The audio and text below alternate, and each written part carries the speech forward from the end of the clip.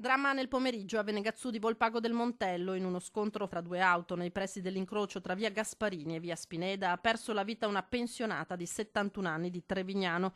Distrutte le due vetture, il gravissimo incidente, la cui dinamica è al vaglio della polizia stradale, è avvenuto poco prima delle 15:30. L'impatto è stato violentissimo. Morta sul colpo l'anziana, estratta dall'abitacolo dai vigili del fuoco. Ferita in maniera grave la figlia di 32 anni, trasportata con l'elicottero all'ospedale di Treviso.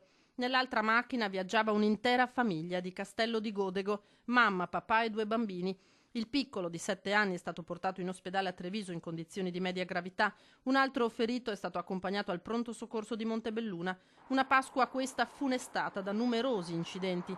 Lungo la statale Alemagna, sul Fadalto, poco prima delle 14 si sono scontrati 3 mezzi, una moto, un'auto e una bicicletta. Ad avere la peggio il Centauro, un vittoriese trasportato d'urgenza in ospedale. L'uomo ha perso una gamba. Chiusa la strada in entrambi i sensi di marcia fino alla rimozione dei mezzi.